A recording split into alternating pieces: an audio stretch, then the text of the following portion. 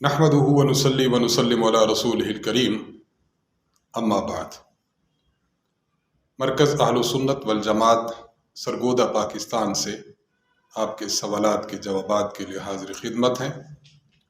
जो अहबाब हमें अपने सवाल भेजना चाहें, हमारा email address note फरमाएँ। markaz.edu87@gmail.com markaz.edu87@gmail.com Urdu ज़ुबान में अपना सवाल लिखकर भेजिए। इंशाअल्लाह मरकज़ की जानिब से उसका जवाब दे दिया जाएगा। शुरू करते हैं आज के पहले सवाल से। पहला सवाल हमसे पूछा है राव आमिर अली साहब ने क्वेटा से। आप पूछते हैं कि एक खामद और बीवी आपस में झगड़ रहे थे। बीवी की तरफ से बार बार मुतालबा था कि मुझे तलाक दे दो, मुझे तलाक दे दो, लेकिन खामद टाल मटोल करता रहा। बीवी ने जब हद दर्जा इसरार किया तो उसके इसरार के नतीजे में खामद ने सिर्फ एक मर्तबा कहा, अच्छा मैंने तुम्हें फारिग कर दिया। क्या ऐसी सूरत में तलाक वाक़ होगी या नहीं? क्योंकि खामद ने बीवी को लफ्ज़ तलाक नहीं बोला बल्कि लफ्ज़ फारिग बोला है। अब दोनों बहुत ज़्यादा परेशान हैं, इसके बारे में हल बताएं, जज़ाकल्लाहु खैरा।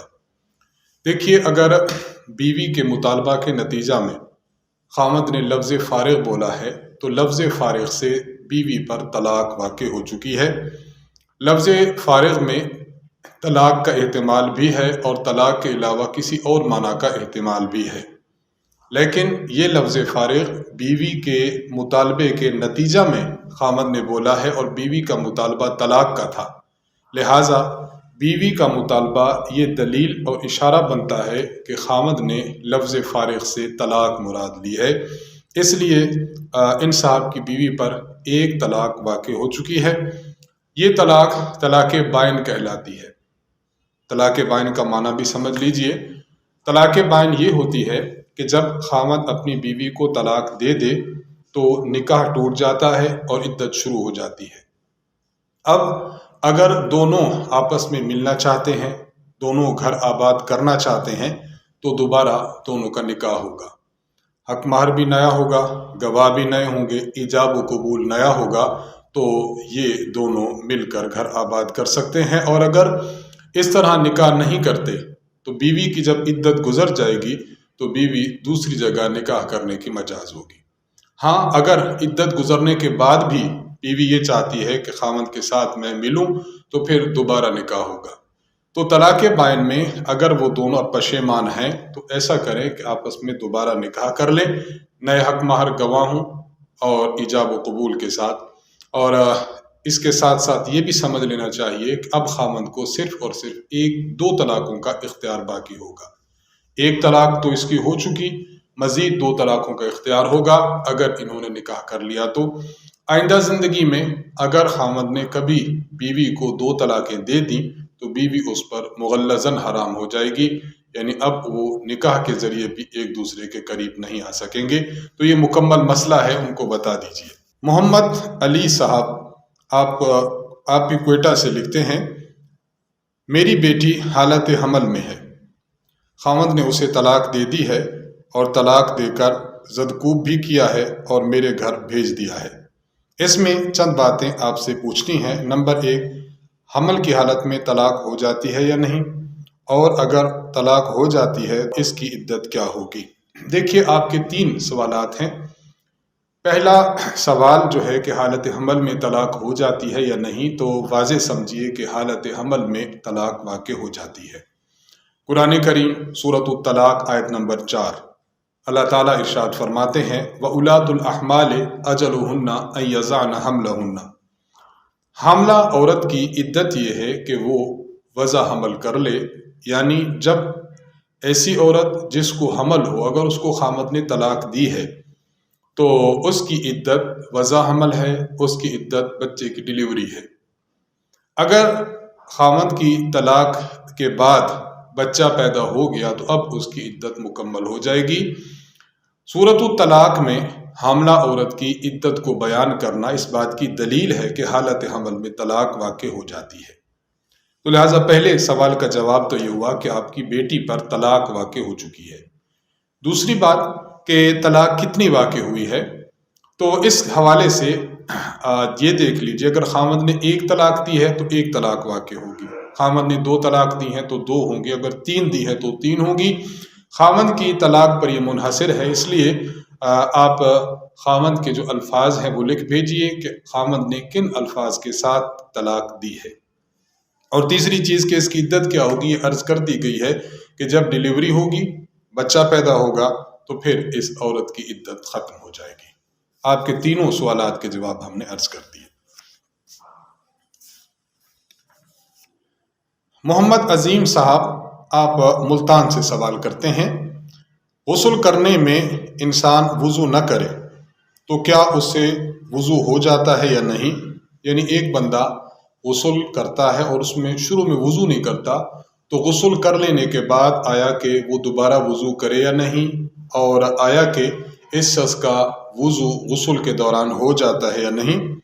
ہم نے بعض لوگوں سے سنا ہے کہ اس وقت چونکہ جسم پر کپڑے نہیں ہوتے اس لیے وضو صحیح نہیں ہوتا، اس کے بعد کر لینا چاہیے۔ اس بارے میں آپ کی کیا رائے ہے؟ دیکھیے ہماری کیا رائے ہے، خود حدیث مبارک میں موجود ہے، سنن ترمذی حدیث نمبر 107 میں موجود ہے۔ حضور علیہ الصلوۃ والسلام کے بارے میں، نبی علیہ الصلوۃ والسلام کے بارے میں معمول ہے کہ ان النبی صلی اللہ علیہ وسلم لا یتوضأ بعد الغسل، حضور علیہ الصلوۃ والسلام جب غسل فرما لیتے تو غسل فرما لینے کے بعد آپ علیہ السلام وضو نہیں کرتے تھے۔ یہ اس بات کی دلیل ہے کہ غسل میں وضو ہو جایا کرتا ہے، اس لیے غسل کر لینے کے بعد دوبارہ وضو نہ کیا جائے۔ باقی یہ بات کہ جسم پر کپڑے نہیں ہوتے لہٰذا وضو معتبر نہ ہو، تو پھر انسان جب غسل کرتا ہے تو غسل کے وقت بھی جسم پر کپڑے نہیں ہوتے، پھر غسل بھی معتبر نہ ہو، تو یہ ایسی دلیل نہیں ہے جس کی بنا پر دوبارہ وضو کو لازم کر دیا جائے۔ اور تیسری اور اہم بات یہ ہے کہ وضو جن اعضاء کے دھونے اور سر کے مسح کا نام ہے، غسل کے اندر وہ اعضاء بھی دھل جاتے ہیں، اور سر کا مسح کیا، سر کا غسل بھی ہو جاتا ہے، یعنی سر دھویا بھی جاتا ہے۔ لہذا جو کام ہم نے وضو میں کرنا تھا وہی کام غسل کے دوران ہو جاتا ہے، اس لیے غسل کرنے کے بعد الگ سے دوبارہ وضو کرنے کی حاجت باقی نہیں رہتی۔ محمد سلطان صاحب آپ بھی ملتان سے سوال کرتے ہیں کہ ایک شخص دعائے قنوت اس کو یاد نہ ہو تو وہ کیا کرے؟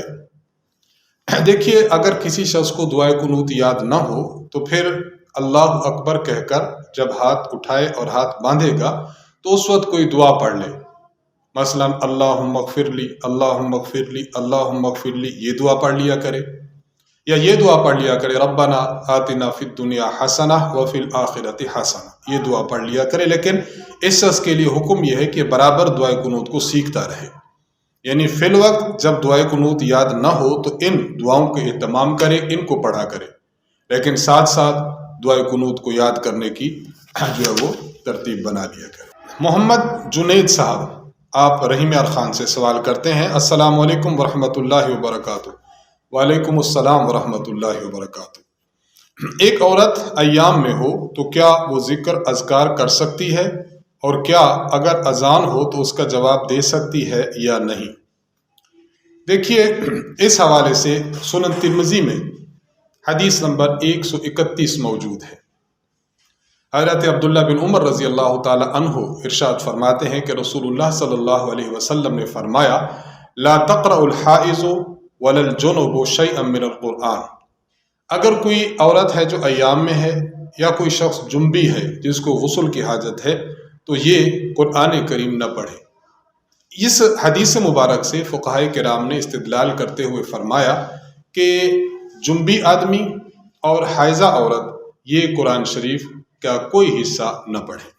ہاں البتہ امام ترمذی نے اسی کے متصل بعد ارشاد فرمایا ہے وَرَخَّصُوا لِلْجُنُوبِ وَالْحَائِضِ فِي التَّسْبِيحِ وَالتَّحْلِيلِ، کہ فقہائے کرام نے ایسی عورت اور ایسے مرد کے لیے یہ بات اس بات کی رخصت دی ہے کہ اگر وہ تسبیح کرنا چاہیں، لا الہ الا اللہ کرنا چاہیں، سبحان اللہ کہنا چاہیں، تو ان چیزوں کی ان کو اجازت ہے۔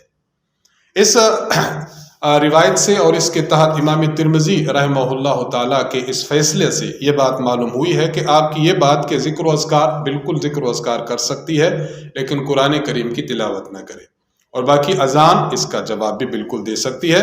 فتاوی عالمگیری میں بھی فقہاء کرام نے اسی مسئلہ پر استدلال کرتے ہوئے ارشاد فرمایا ہے کہ عورت کے لیے یہی حکم ہے کہ عورت تلاوت قرآن تو نہ کرے ان ایام میں، البتہ تسبیح ہے، تحلیل ہے، اس کے لیے اس کی اجازت ہے۔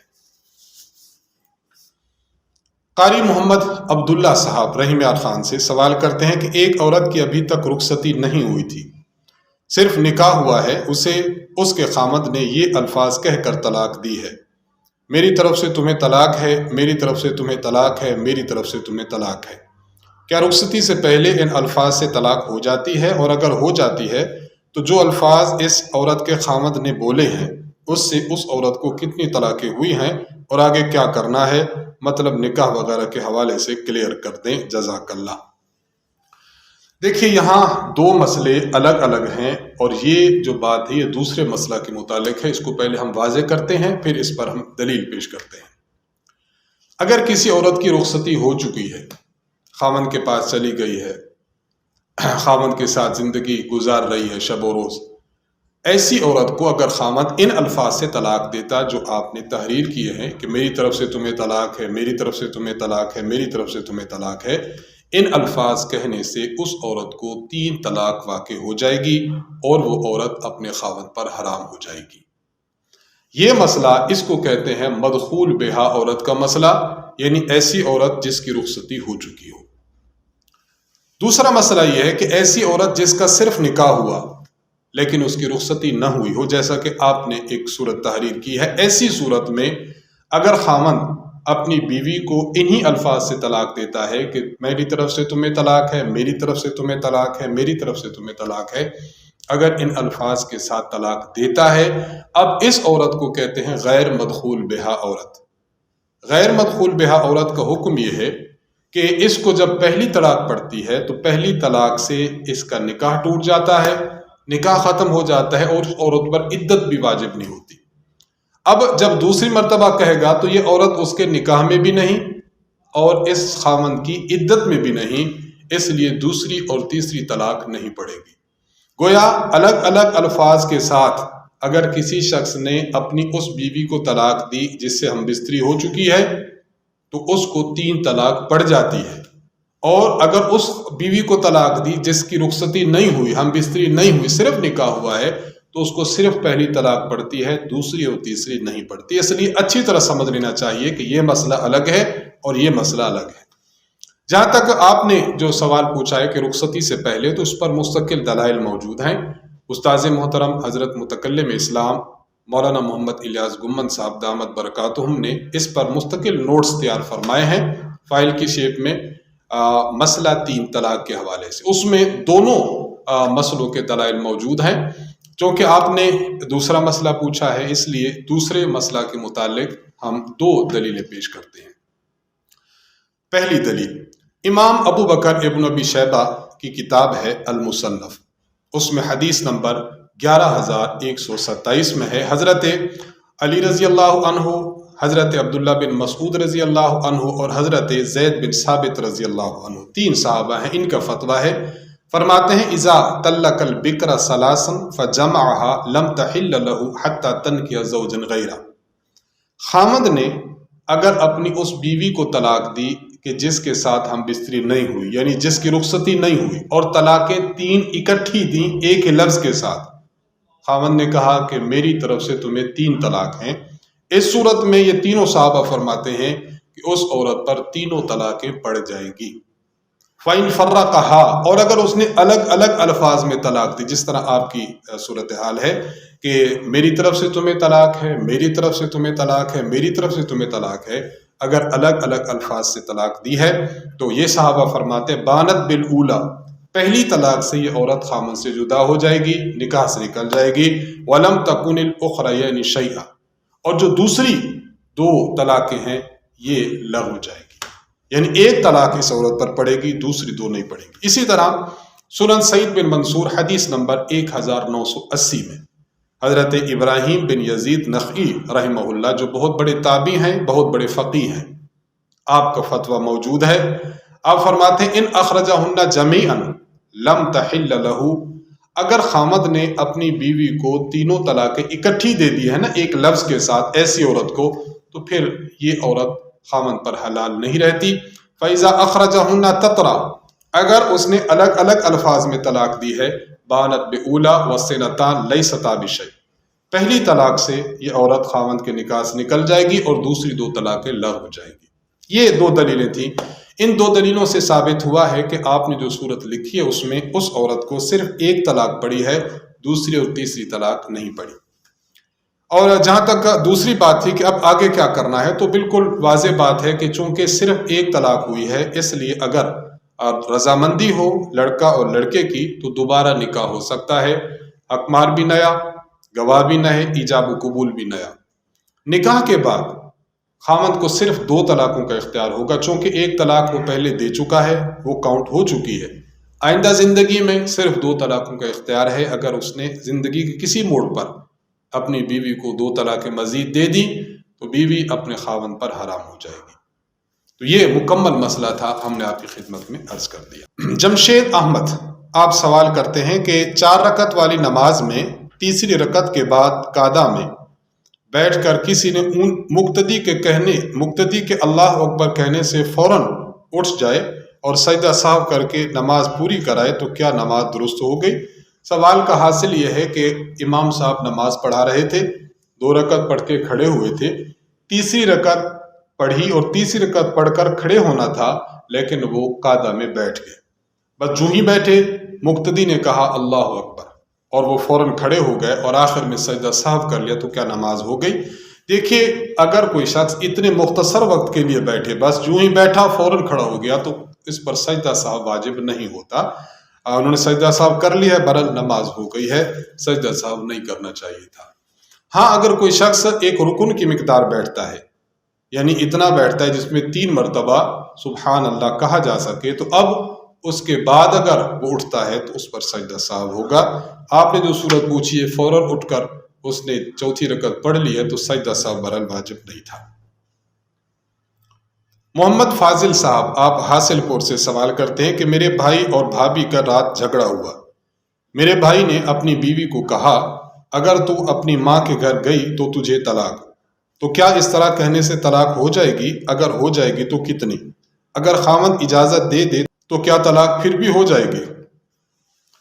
دیکھیے، اگر خاوند اپنی بیوی کی طلاق کو کسی کام کے ساتھ ٹچ کرے، نتھی کرے، معلق کرے، مثلا اگر تو والدین کے گھر گئی تو تجھے طلاق، تو نے فلاں سے بات کی تو تجھے طلاق، یعنی بیوی کی طلاق کو کسی کام کے ساتھ معلق کر دے، نتھی کر دے، جوڑ دے، تو جب وہ کام پایا جائے گا تو اس کی بیوی کو طلاق ہو جائے گی۔ ایسی طلاق کو طلاق معلق کہتے ہیں۔ آپ کے بھائی صاحب نے چونکہ یہ الفاظ کہے ہیں کہ اگر تو اپنی ماں کے گھر گئی تو تجھے طلاق، ان کی بیوی جب بھی اپنے ماں کے گھر جائے گی اس کو طلاق پڑ جائے گی۔ تو پہلا مسئلہ تو یہ ہے کہ واقعتاً جب اپنے والدہ کے گھر آپ کی بھابھی جائے گی تو اسے طلاق پڑ جائے گی۔ دوسرا کہ طلاق ہو جائے گی تو کتنی، چونکہ الفاظ یہی ہے کہ اگر تو اپنی ماں کے گھر گئی تو تجھے طلاق، تو اس سے صرف جانے سے ایک طلاق واقع ہو جائے گی۔ جب ایک طلاق واقع ہو جائے گی تو اس کے بعد اگر بار بار جاتی بھی رہے تو اب مزید طلاق واقع نہیں ہوگی، اگر یہی الفاظ ہیں جو آپ نے لکھے ہیں۔ تیسری بات یہ کہ اگر خاوند اجازت دے دے تو کیا طلاق پھر بھی ہو جائے گی؟ دیکھیے، خاوند اجازت کب مؤثر ہوگی اس کے لیے ذرا ایک قاعدہ سمجھ لیں۔ اگر خاوند نے یہ جو الفاظ کہے تھے ان الفاظ میں اپنی مرضی کو شامل کیا تھا، مثلا خاوند نے کہا تھا اگر تو میری مرضی کے بغیر اپنی ماں کے گھر گئی تو تجھے طلاق، اس صورت میں خاوند اس کو کہہ دے کہ اب میری طرف سے تمہیں عام اجازت ہے، تو اپنے ماں کے گھر جا سکتی ہے۔ اب چونکہ ان الفاظ میں اس نے اپنی مرضی کو شامل کیا تھا، لہٰذا اب وہ اپنی بیوی کو اجازت دے دے تو اجازت معتبر ہے، بیوی ماں کے گھر جائے گی تو طلاق نہیں ہوگی۔ لیکن آپ نے جو الفاظ لکھے اس میں آپ کے بھائی صاحب نے کسی قسم کی اجازت کا ذکر نہیں کیا، مطلقاً کہہ دیا کہ اگر تو ماں کے گھر گئی تو تجھے طلاق۔ اب آپ کے بھائی صاحب اپنی بیوی کو اجازت دے بھی دیں تب بھی اجازت معتبر نہیں ہوگی، اب جب بھی اپنی ماں کے گھر جائے گی اس کو طلاق واقع ہو جائے گی۔ تو تینوں مسئلے ہیں، خلاصہ ان تینوں کا یہ نکلا، یہ الفاظ تعلیق طلاق کے الفاظ ہیں۔ آپ کی بھابھی جب اپنے میکے جائے گی تو اسے طلاق پڑ جائے گی، چونکہ الفاظ واضح ہیں، اس سے ایک طلاق پڑے گی، زیادہ نہیں، پھر اس کے بعد جاتی آتی رہے تو مزید طلاق نہیں پڑے گی۔ اور تیسری بات کہ چونکہ آپ کے بھائی صاحب نے اپنی اجازت کو درمیان میں دخل نہیں دیا، اس لیے آپ کے بھائی کی اجازت اب معتبر نہیں ہوگی، اب جب جائے گی تو طلاق واقع ہو جائے گی۔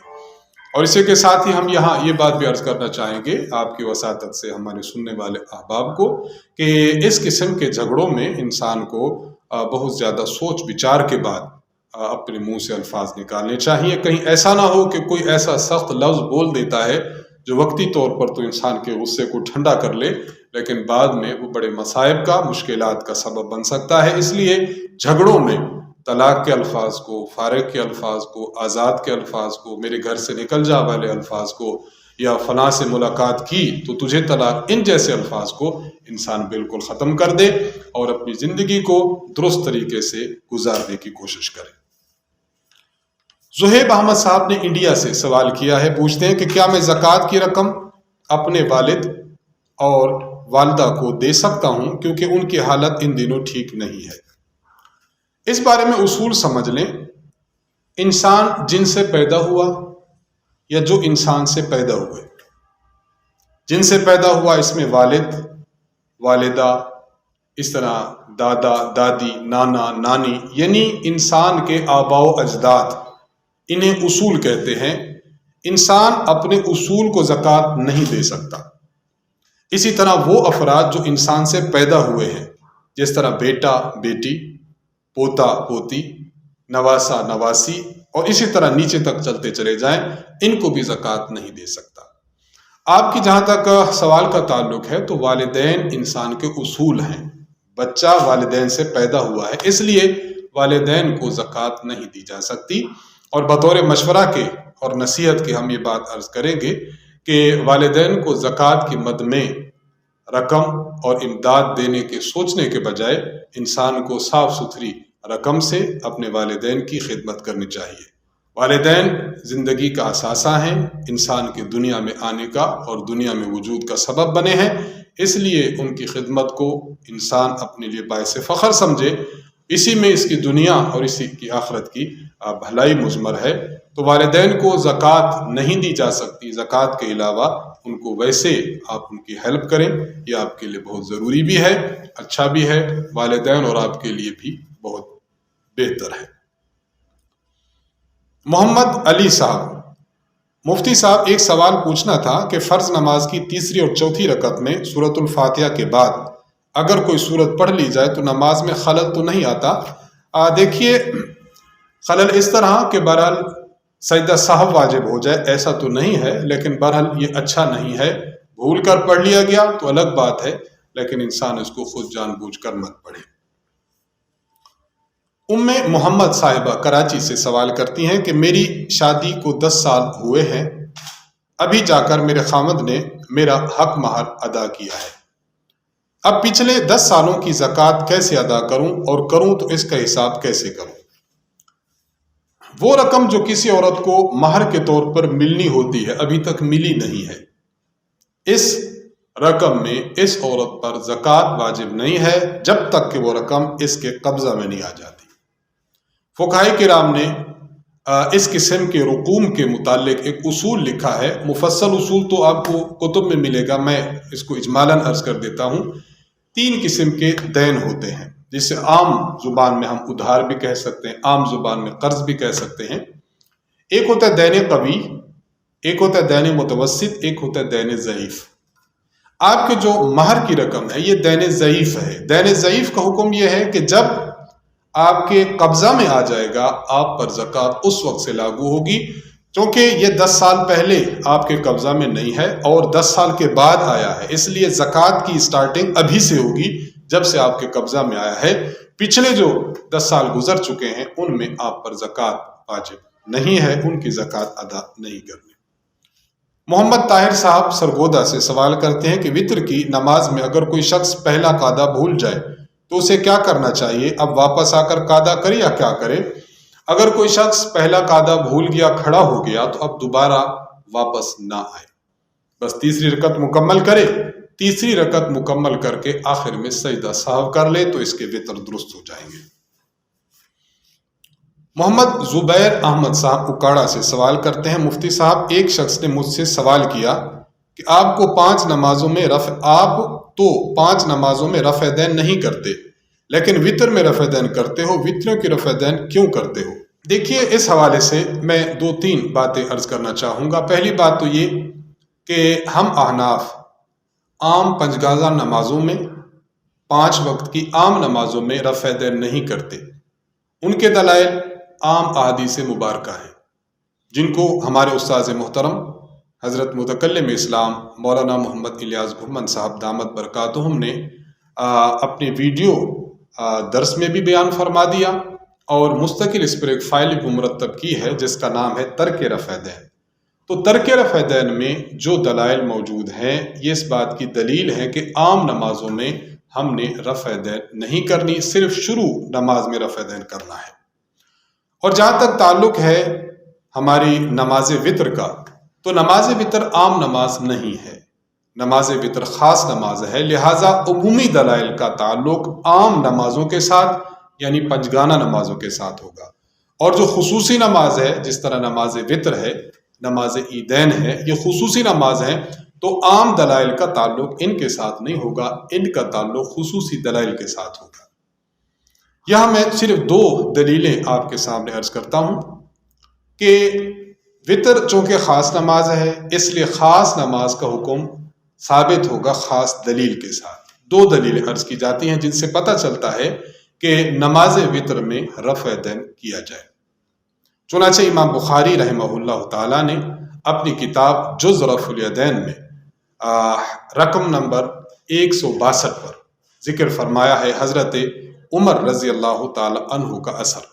ابو عثمان کہتے ہیں کان عمر رضی اللہ تعالی عنہ یرفع یدیہ فی القنوت، حضرت عمر رضی اللہ تعالی عنہ قنوت میں، اور قنوت یہ وطر ہے، قنوت میں آپ رفع دین کرتے تھے۔ تو معلوم ہوا کہ احناف جو وطر میں قنوت پڑھتے ہیں اور قنوت کے وقت اللہ اکبر کہہ کر رفع دین کرتے ہیں تو ان کا رفع دین یہ حدیث کے موافق ہے۔